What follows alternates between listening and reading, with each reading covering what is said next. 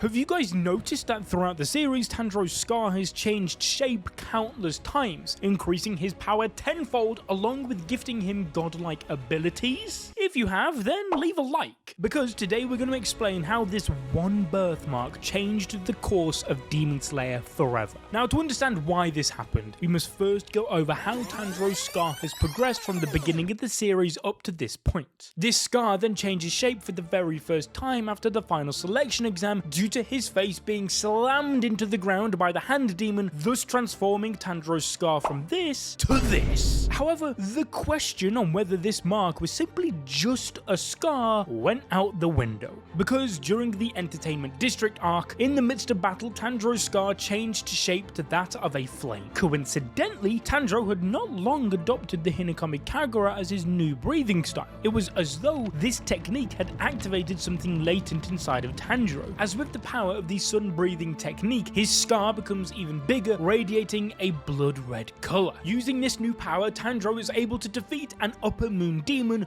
Gyotaro, something a Demon Slayer hadn't accomplished in 100 years. In fact, during the Swordsmith village arc, we learn that Tanjiro's scar is the key to defeating Muzan once and for all, and that's because it goes way back to the greatest Demon Slayer of all time, Yoriichi Sugigini. The balance of the world had tilted towards a great evil, so in order to restore the equilibrium, the heavens had bestowed a baby in the Sengoku era with a power like no other, the very first Demon Slayer mark. These birthmarks, funnily enough, resembled the traits of a demon's crest, as though God is laughing at Muzan, who believed he had ultimate power and immortality, when in reality he was just a weak baby and not truly immortal, unlike the spirits of the dead. Being born with a fully developed mark already, Yoriichi was given unique abilities, ones which allowed him to be the strongest Demon Slayer in history and the progenitor of all breathing techniques. Yoriichi joined the Demon Slayers, where, through his presence, the mark spread to other members, enabling them to unlock their own unique ones. This was due to Yoriichi teaching them breathing styles suited to their own innate dispositions, be it water, mist, fire, wind, and so on and so forth. Like Tanjiro, the diligent use of the breathing forms would fuel the growth of their mark into a shape resembling their specific technique, making their mark unique to the wielder. This is why Tanjiro's mark shares so much similarity to Yoriichi's, as they both utilize the same rare breathing style. In fact, the parallels between the two run deeper, as Tanjiro is also the catalyst towards the new generation of Demon Slayers unlocking their own mark. The start of this resonation once again portrayed how the mark embodied true immortality, contrasting Muzan's false notion of what it meant to live forever. The mark, being well alive and spreading to the new generation, was due to the will of the previous wielders, proving Kobayashiki's belief on what eternity really is. The first amongst them to awaken it was Tokito, who in the Swordsmith village arc awakened his mist pattern in the fight against Gyoko. And then we had Mitsuri, who formed a heart-like mark against Hantengu. The mark granted both of these Hashira superhuman abilities, increasing their speed and physical strength, blessing both of them with the power to take down their enemies. But Tanjiro is by far the best example of how strong the mark can make you, as after developing it further with his enhanced strength, speed, and versatility, it enabled him to gain the advantage against Upper Moon 4, ultimately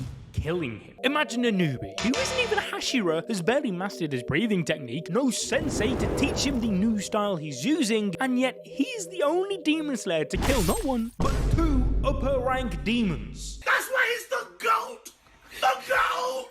Seeing just how OP this power is made the Hashira want a slice of that main character energy, thus marking the start of the Hashira training arc. Which brings us to the question, how does the mark activate? Now, as we mentioned earlier, and also stated by Amane Ubuyashiki, the mark requires resonance to spread, and unlike what you may think, Tanjiro's mark is no exception. Tanjiro's father, Tanjiro, also bore a mark on his forehead at birth, albeit a very faint one when compared to Yorichi's. However, he too practiced the sun-breathing technique in the form of the Hinokami Kagura dance and was able to access the transparent world, in which he used this power to single-handedly kill a bear twice his size. This resonance that gave both Tanjiro and his dad their marks comes from their family's ancestry, leading back to Sumiyoshi Kamado. Sumiyoshi was a close friend of Yorichi, thus would watch him perform the movements of the sun-breathing forms. After Yorichi left, Sumiyoshi promised to preserve the technique in the form of the Hinokami Kagura dance, keeping Yorichi's legacy alive but hidden from Muzan. In doing so, the base requirement for the mark had resonated with him, which then preserved through the generations with the constant practice of the sun-breathing technique. However, resonance is only one half of the necessary requirements to unlock the Demon Slayer mark, as the second prerequisite is heat. The mark requires its user to have a body temperature above 39 degrees Celsius, hence how Tanjiro's was awakened after having boiling water poured onto him. However, one way for a Demon Slayer to activate their mark on command is by increasing their heart rate to over 200 beats per minute, which would pump blood throughout their body at a rapid rate, increasing their body temperature. Whilst these conditions are normally fatal for a human being, by using breathing techniques proficiently, one can regulate healing and live through this ordeal, thus giving the user superhuman feats. Amongst all the enhancements aforementioned, the user also gains an incredible resistance to Muzan's blood, which is kinda like a leveled up version of total concentration breathing. But the most important power is retaining an increased temperature, which awakens one of the mark's special abilities, the bright red Nichiren blade. This can be done by gripping the blade with tremendous force. From there, this power can be passed on with an intense clash on another marked swordsman's blade, who would then be able to maintain the heat with their own mark. However, it's much easier for those with a black blade, such as Yorichi and Tanjiro, to turn theirs red by using sun breathing, as black absorbs the heat far greater than other colours. But the most important aspect of the red blade, however, is that they have the power to halt the regeneration of demons, including upper ranked moons and even Muzan himself. 500 years ago, when Yorichi fought Muzan, his crimson blade left him scarred for centuries, as it was the first and only time Muzan had come close to death due to Yorichi cutting him up into thousands of tiny little pieces. However, the power of these blades is also displayed in the present during Tanjiro and Gyu's fight with Akaza. After the Hashira training, Gyu awakens his water-like mark, where he manages to bolster his strength by turning his blade bright red, and with it he's able to stay on equal footing with Akaza, something Rengoku couldn't even do. This also helped Sanemi, who unlocked his windmill mark, and Gyome, who unlocked his stone-crested mark during their battle against Kokoshubo. With Tokito, together they had 3 marked Demon Slayers, so despite facing the strongest of the upper moons,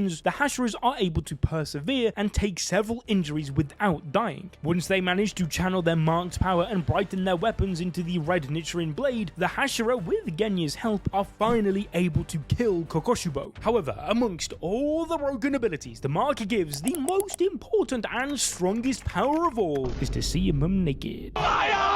No, I'm serious. This power gives you X-ray vision. The user has access to the transparent world, which allows them to perceive the bodies of others as if they were see-through. With this, they can track blood flow, breathing, muscle concentration, and joint movements of their opponent. It also gives the user the ability to perceive the world in slow motion, increasing their reaction time and speed. This power is displayed by the Stone Hashira Gyome, who I'm just going to take this opportunity to say is the absolute GOAT. That's why he's the GOAT! Despite being blind, Gyome was able to predict his enemy's movement once he had gained access to the transparent world during his fight with Kokoshubo. Another Hashira who took full advantage of the transparent world's power was Iguru Obanai. During his final fight with Muzan, Iguru was able to find Muzan's weak spot, his vital organs. Now, in both cases, the access to the transparent world was due to an impairment of their vision. However, with correct understanding and practice, the transparent world can be accessed. This was showcased this by Tanjiro after recalling his father's words. However, the full scope of this X-ray-like power was displayed by none other than Yoriichi, as due to being born with the mark's final form, he instantly saw the world in its transparency. Not only did Yoriichi foresee his mother's sickness, but the mark allowed him to study the anatomy of a person, meaning he became a prodigy in swordsmanship right from the get-go despite zero training.